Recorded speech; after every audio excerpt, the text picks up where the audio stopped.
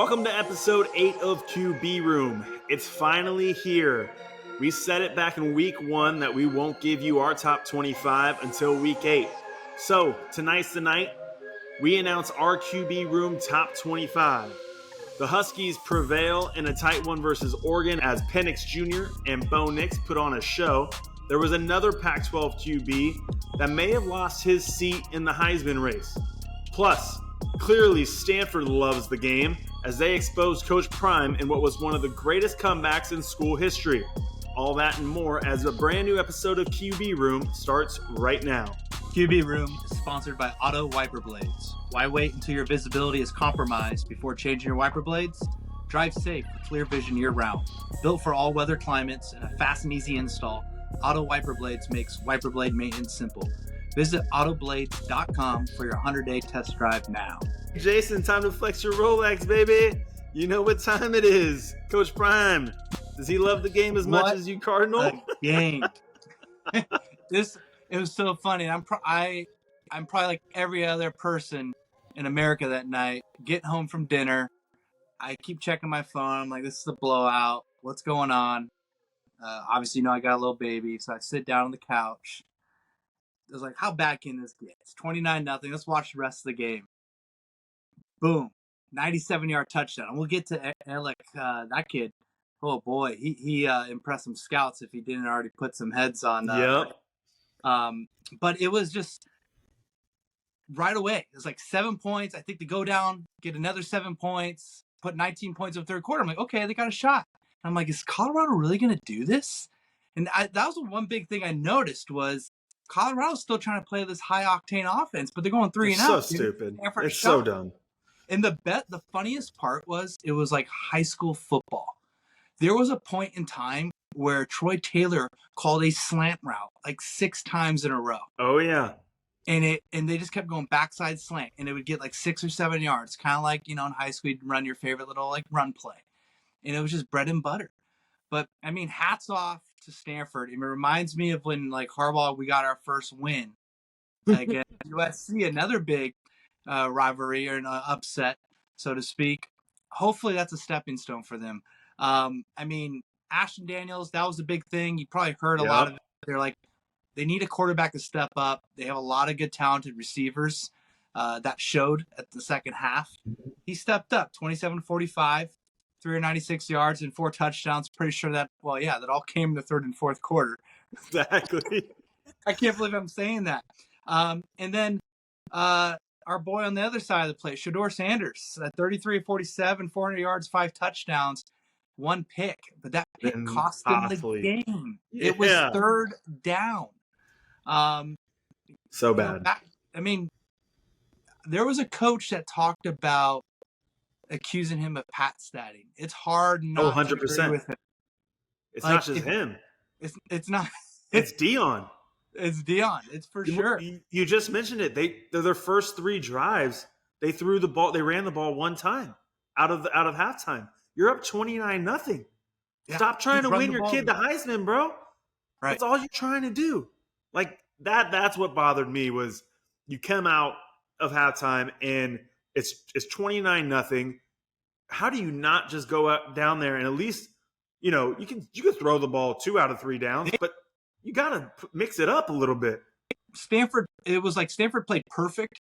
Colorado had 1 drive that went well. They scored 7, I think, at the very end of the game. But the thing is, they never took any time off the clock. Nope. So, like, that is on the OC. That's on Dion. Yeah, he could talk about his players being complacent. But, like, clock management, bro.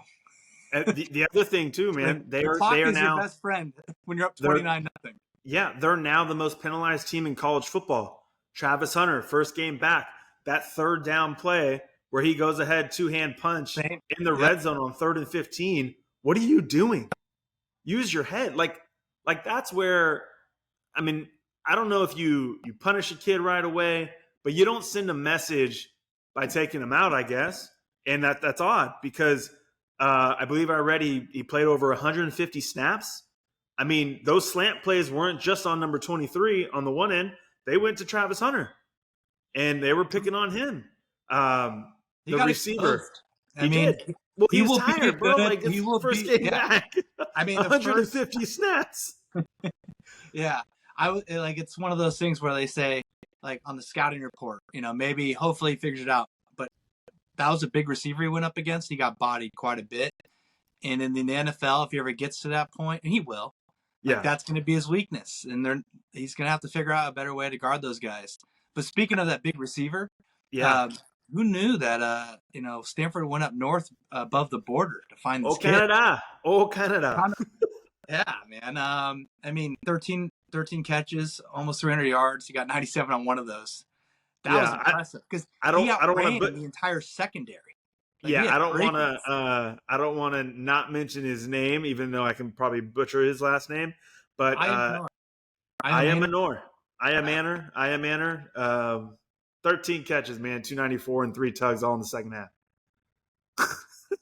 That's the beast. Talk about a highlight tape. Just Yeah. show that to the draft. Exactly. Good for them. Well, there's another big game that went up north. Let's talk Oh about yeah. that. All right. Oregon did did they blow it in Washington? It was a really good game. The score was 36-33. Washington rallied late. Penix and Bo Nix, they both balled out with the, I wouldn't say really CFP implications because I still think Oregon's definitely available. But there was Heisman implications. And because Bo Nix balled out 33 of 44, 337, 2 touchdowns, they're pretty much both, in my opinion, still in it. The biggest thing that came out of this was Dan Lanning and his decisions to go for it. First at the end of the half, 4th and goal, not taking the 3 points. Again, I kind of understand that. If you don't get it, they got to go 90-something yards the other way. But, man, you lose 36-33 and you had automatic 3 points with 4th and goal. And then at the end of the game, again, 4th down, 4th and 3 at the midfield. I think they just crossed midfield. Maybe they were in Washington territory.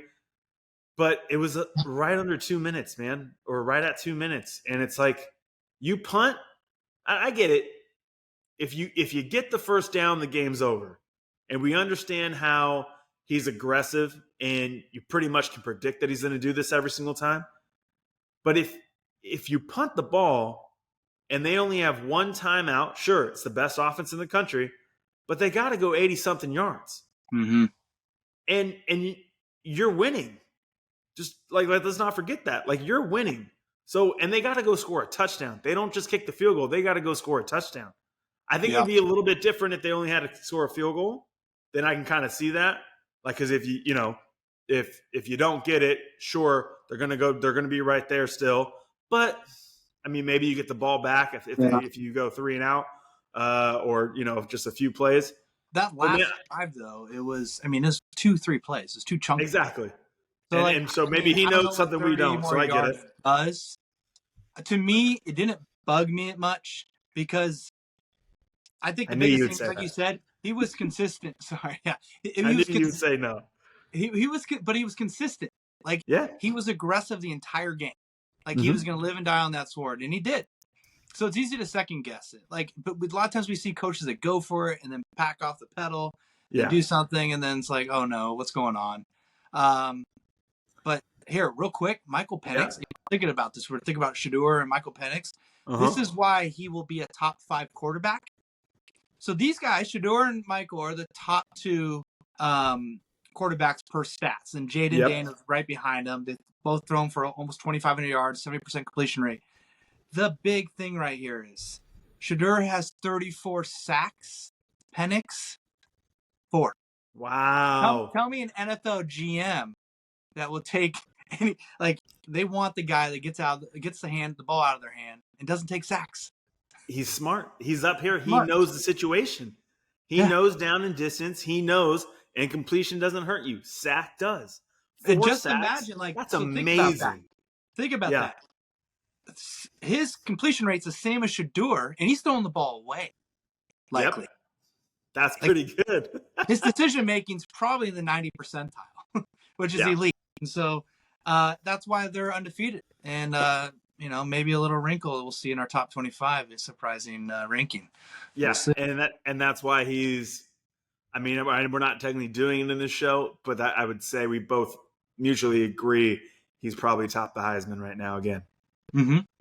Somebody who's not, yeah, someone who is maybe not, maybe lost the seat. Caleb Williams, USC Notre Dame, 3 picks, under 200 yards passing, only 1 touchdown. Look, I know Notre Dame. It was on the road. Their defense doesn't stink. But SC, your offense is legit, and you couldn't figure it out. I'm You not couldn't figure it surprised. out. Like, I don't know It's why. weird. How did Vegas You kind of know? expected something. How did Vegas know -3? And then I was even listening to Joel Klatt. He's like, yeah, I figured Notre Dame was going to win in his podcast. And I'm just kind of scratching my head. I'm like, I apologize to Notre Dame fans. I thought they were done. I really do. I think last week we were saying, what's in it for them to play spoiler? And yes, they did. However, what do you think? Do you think USC's done? No, because they still have everything in front of them in the Pac-12. They do. Yeah, to your point though, I'm not surprised. Like I wasn't be surprised if they won. I guess what I saw coming was the offense for USC was lackluster the last 2 weeks against inferior competition. So they finally played a good defense. Like Notre Dame has a good defense. They laid an egg last week against Louisville or 2 weeks ago, but it really wasn't that. It was Hartman that played like Caleb Williams and lost his Heisman candidacy by throwing 3 picks. Yeah. So, I mean, USC, they got to figure stuff out quick. They got Utah next week at home, so arguably the best defense in the country. So Caleb better not do that. But they still, like you said, they can still run the table. They could still turn some eyes and squeak back into the playoffs because it's a bad loss in Notre Dame, but it's not a terrible loss. Like in terms of the eye, they win out the Pac-12, which they have going for them. Yeah. So just real quick, against Utah, this the 21st here coming up at Cal, that should be a dub. At home against Washington, at That's Oregon. a big one. Those are back to back versus Washington and at Oregon. And let's keep in mind that November 4th, Colorado, even though they're out of it, but they are hosting Oregon State, who's definitely in it. So, it's going to be interesting to see what they can do. That's going to go ahead and lead us into our conference championship predictions that we started 2 weeks ago. Let's just start with the Pac-12 then. Let's do it. We were a little off because even though you had Wazoo, sure, Wazoo already has 2 losses, so it's not looking good. What we were not taking into account is that the Pac-12 got rid of their divisions. It is no longer divisions. Oh, I missed that news statement. I was just putting our notes together today, and I was like, "This is why they don't have a TV deal." Yeah, exactly. That's such a great point.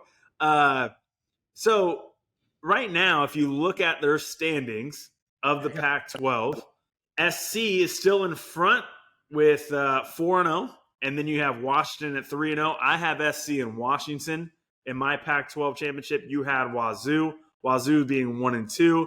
A team to look out for is Utah, with SC playing them this week. So the winner of that game obviously takes a giant leap forward because Utah would have the head-to-head. But Oregon State, 3-1. That's the team that I think we slept on. They looked really good. I mean, they dominated Utah. Didn't have camp. I mean, Utah has the worst offense in FBS. They are. Well, but them and Iowa. A win's a win. And they dominated UCLA. Again, UCLA is a good team, freshman quarterback. They have better days ahead. They do. I think they're a legit team. I wouldn't want to play them at Oregon State. I still think they're the 3rd or 4th best team. Sure. But they can probably squeak out one and cause havoc. No, 100% they are. I wish, if we're getting redos here, I would love to see a Washington-Oregon rematch. And sure. I was thinking, I wouldn't be surprised if USC does, maybe they lose 1 or 2 more in this format. because I was getting worried. I was like, we're gonna have one of those like Big Ten scenarios where you're gonna have a crappy team from the South, a good team in the North, but a team missing out from the North as well. So it looks like, the Pac-12 made the right decision too late. Yes, exactly. 100% right. That's a good point. Okay, moving on. ACC. In first place right now was Florida State. Then you have North Carolina, Duke, and then Louisville follow. So you had Miami. They've lost 2 in a row to Georgia Tech and Pitt. So they're pretty much done. Florida State's obviously in the lead there. I had North Carolina. North Carolina. They look good. Drake May, who I clowned on in the beginning of the year for his performances early on in the season, they're coming together. So North Carolina, maybe Duke, Louisville still only has the one loss. I have UNC and Florida State, so that's looking good for me. We'll check back in on that next week. Big 12. Big 12 here is where you're looking good with Texas and Oklahoma. I had Kansas. They lost to Oklahoma State. So that doesn't look good at all. Weird game. That was a weird one, but that was really weird. I don't understand why Kansas isn't playing. They were down 19-0 up by like 10. Yeah, but their quarterback, is he just done? I don't know. It's got to be. Yeah, got to be like you said. It's not.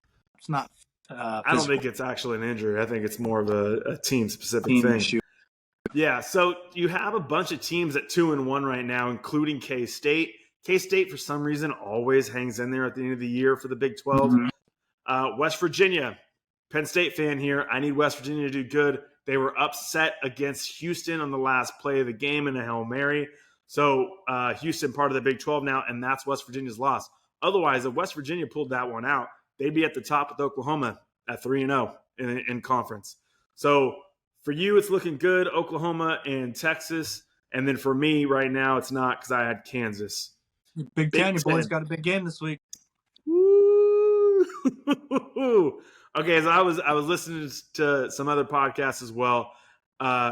If Penn State wins this week, it's huge because it gives them 2 chances. Because if they go with a 3-team tiebreaker in the East, they go to the 5th tiebreaker, and how they do it is their combined record of their non-divisional opponents. So that means the combined record of their opponents that they play in the West. And right now, they have the lead over Ohio State and Michigan. So if there's a 3-team tie, Penn State would get the go-ahead to the Big Ten championship in Indianapolis. Wow. So as of right now. As of right now, look, if they lose and then lose to Michigan, they're done. But they just need to win one and then see what happens at the end of the season between Ohio State and Michigan. So if there's a 3-way tie, Penn State has the best chance. But, however, I had Penn State and Iowa. That's looking good. Iowa just went on the road, beat Wisconsin, and you had Wisconsin and Michigan. There's still a chance, but, I mean, Wisconsin doesn't – yeah, they don't look good. It surprised me that the quarterback got hurt. Iowa's a head scratch. I mean, I thought Iowa was terrible against that. They are. No, they are. Their 6-1. Offense sucks. They're kind of like the Utah in the Big Ten right now. They're like 100% winning by defense. But yeah, you're looking good there. You just need the Nate Lions to squeeze one out today. Because exactly. And in the West, just to clear this up, only Wisconsin and Iowa have 1 loss in the West. Everybody else already has 2 or 3 losses, and Wisconsin's 1 loss was to Iowa. So they have the head-to-head. They'll be fine, especially in the West. SEC, okay? So Georgia right now leads with 3 teams in the East behind them with 1 loss. Georgia does not have Brock Bowers for the next 4 weeks. That's going to be interesting. That is huge. In the West, Bama leads with only 2 teams behind them with 1 loss. So you have Georgia and LSU still alive because you're waiting on that LSU and Bama game like everybody else is. And I'm pretty much done. I have Bama versus Kentucky. Kentucky already has 2 losses. So do you still feel pretty good with LSU and Georgia? Right now I do. Georgia, it'd be interesting to see what happens in the next few weeks. They got Florida next week. Then they got Missouri at home. We've seen Missouri capable of putting up points. Obviously, Georgia defense, a whole nother. And then they got Ole Miss too. So like they're missing Brock Bowers in some of the meat of their schedule. Yeah, Um, I'm and then excited. me too. I mean, I always I like am.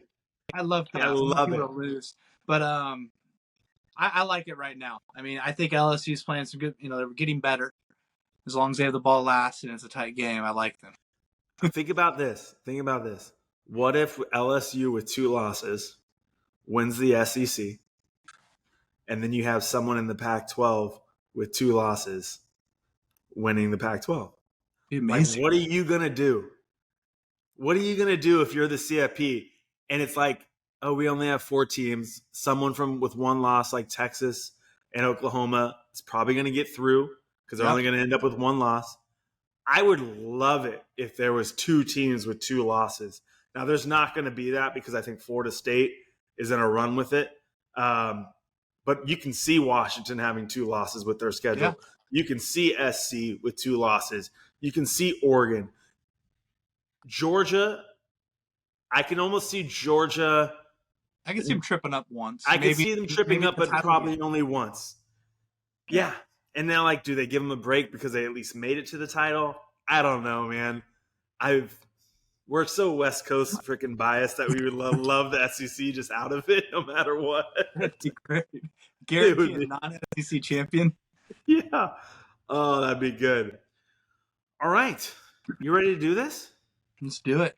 Let's do this. We told you guys week 1, we don't really believe in the preseason rankings. We understand why they do it.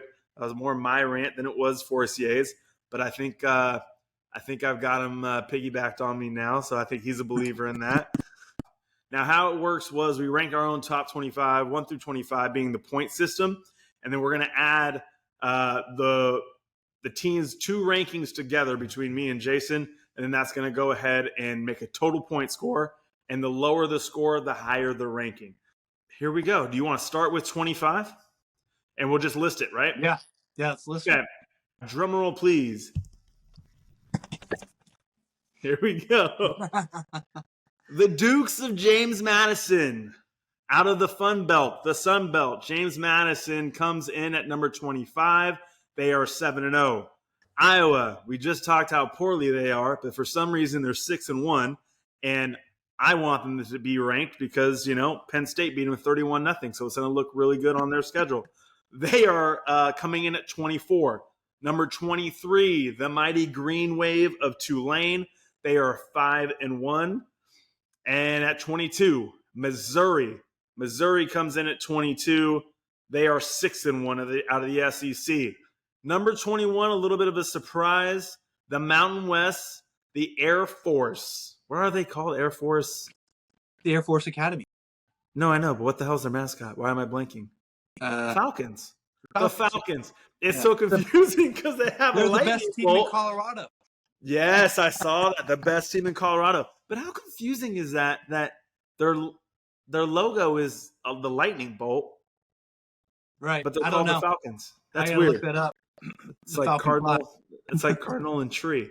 At number 20, the Riley Leonard-led Dukies, the Blue Devils, come in at number 20. They are 5-1. All right, number 19. Nate, Jason, why don't you take it from 19 down to 15? 19, we go down to Baton Rouge. We have Brian Kelly and LSU.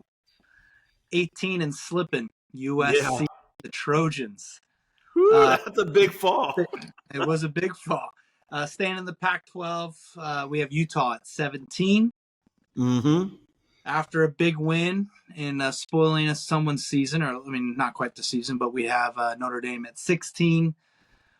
Of course, Louisville beat them, so we have them at 15. And then Tennessee, Rocky Top, 14. Yeah, We got a couple of big games coming up. Lane Kiffin at 13 with Ole Miss. Oregon State at 12, which is, they're at 12. And then to some that may not agree with this, we have Alabama.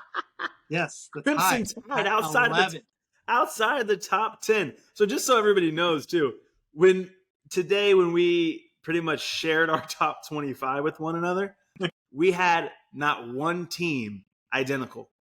Not one team as the same exact ranking. We were off by like 1 or 2 on some of them. But yeah, for example, Utah, right? Utah, you had them at 13. I had them coming down to 21. So we split the difference there, and it came down to 21. Yeah. We were really close with it. Go ahead. Yeah, no, you're right. But you had Bama at 10. I had him at 11. So, Yeah. the haters can hate on me.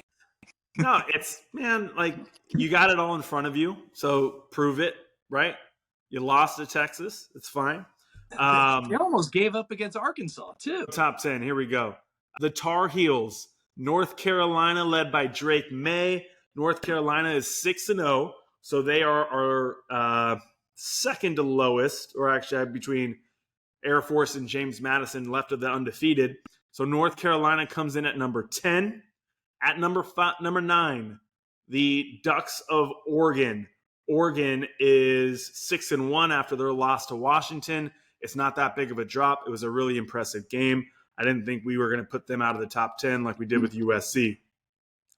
Texas comes in at number 8. Texas is 6-1 with a big win on the road to Tuscaloosa. They've looked pretty good most of the time after that. So they come in at number 8. My Penn State Nittany Lions come in at number 7. They are still undefeated. Penn State is 6-0, but they have a huge game this weekend as they go on the road to the Horseshoe in Columbus. Number 6, Oklahoma, your boy, Dylan Gabriel, leading the charge for the Sooners, Boomer Sooner. They still are undefeated as well at 6-0. And at number 5 is Ohio State. Again, they're going to be hosting Penn State. Ohio State also undefeated. Everybody's undefeated moving forward here, but Ohio State comes in at number 5. The ones that we kind of disagreed on by a pretty good number here are these top 4, which is going to make it interesting come playoff time. But at number 4, we have the Bulldogs of Georgia. They are undefeated. They lose Brock Bowers. We're going to see where they go from here. There's a lot of games in front for them. And at number 3, Michigan, your Michigan Wolverines, J.J. McCarthy, who surprisingly we left out of our QB room top 10 last week. I don't know if you caught that. But for some reason, after the fact, but he's got a couple games to prove it. Oh, no, it's fine. Yeah, that's why, I didn't put out the graphics, so it's fine. And at number 2, who's it going to be? There's 2 teams left. That's all on your mind. But at number 2, we have Florida State, Jordan Travis, undefeated, 2 wins that are pretty big. LSU, and what we thought was really big was Clemson. What is Clemson now? You had them at 25. I had them at 26. So realistically, I think they're getting better. But Florida State needs them to really improve because that's going to be a top 25 win for them coming down the road when the CFP rankings come. Which leads us to number 1, Michael Penix Jr. He's leading the Heisman race. He just balled out against Oregon in a comeback win. The Huskies are number 1 in our first ever edition of the QB Room Top 25. How rad would that be? Like, I would love to go see a Washington Florida State championship. Oh, it'd be great. Like, coast to coast. Yeah. Like, pretty damn cool. What was in yours in your personal one? We had them. You had Michigan. Yeah, we had them flipped. You had Michigan and Georgia 1-2. What was your process 3. there? It was just simple as body of work. I had a little bit of legacy going in there. I liked how Michigan looked, and there's a jersey behind me too. And I just wanted to hear you say it, bro. I just want to hear you say it. Georgia looked really good against a team that we thought Kentucky was good, but they've lost again to Missouri. But they have plenty of games to go earn their ranking. So it wasn't a lot. Just a little bias over here. I love it, man.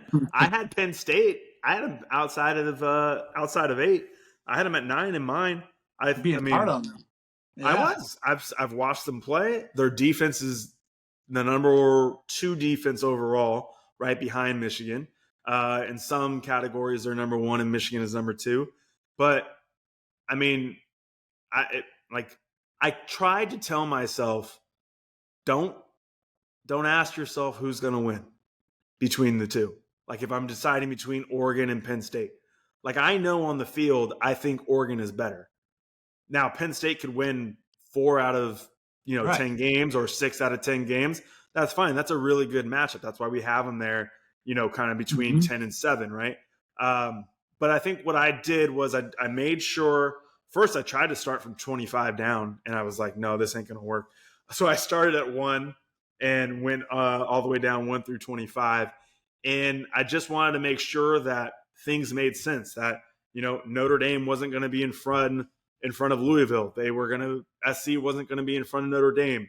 Texas needed to be in front of Alabama, So the teams that have faced each other, right? Washington and Oregon, just wanted to make sure that, in our first one that it kind of made sense that we did that.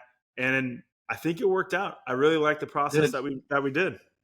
I was thinking one last thing, it'll be funny how this all plays out, but just random thought in my head that occurred today is if USC loses again, they're likely out, right? And if LSU loses, I would love to see them in a bowl game matchup. Oh, yeah. Jaden Daniels against Caleb Williams. They'll probably make that happen, too. In one of those, like, I don't know, the Cotton Bowl, whatever bowl game is, like, not a playoff implication. Right. That'd be a fun one to watch. That's the one thing I'll say about being out of the BCS era is there's more control of which teams are going to bowl games that aren't CFP implicated. Right. Right. So like, we want, Caleb Williams versus Jaden Daniels. We want Penn State versus Washington, right? Just like a classic Big Ten Pac-12 game in the Rose Bowl for probably the last time for the Pac-12. Yeah. So I think that's kind of cool and a lot of people don't really think about that. When you had the BCS era, those bowl games, conferences were automatically selected to certain bowl games, especially the Big Six. And you didn't really have control of who was going. And sometimes it sucked. Texas and Bama played in the Rose Bowl. It's like, what is this? Go play in the Orange Bowl. Or like Iowa's playing against Texas in the Rose Bowl, or like Wisconsin's, but like it's just kind of just because Wisconsin, was second in the Big Ten. Oh, yeah, those two, yeah. Those sucked because it was like they have 5 losses. What the fuck are they playing in the Rose Bowl for? Right? Like that happened when Stanford played them, Iowa, and they were Stanford, Iowa. McCaffrey put up God numbers. Anyways, all right. Very good, man. Well, listen, the Tonight Show was focused on the top 25, so it's a little bit of an abbreviated show for everybody. We will put out for you guys via social media our studs of the week and our pup. By the way, somebody went 5-1 in their pup. Good for you, man. Yeah. Back to form. Back to form. Back to form for you too, huh? Well played. Yeah, I mean, stuff happens, man. So we'll get that out for you guys as soon as possible. But it was a fun one. I enjoyed our top 25. So that's going to do it. Remember to subscribe. If you can, please subscribe via Spotify or whatever you guys watch the podcast on. Remember to follow our Instagram account, QB Room Podcast. Give us some likes. Give us some love. Thank you so much for all you guys out there supporting. That's going to do it for us.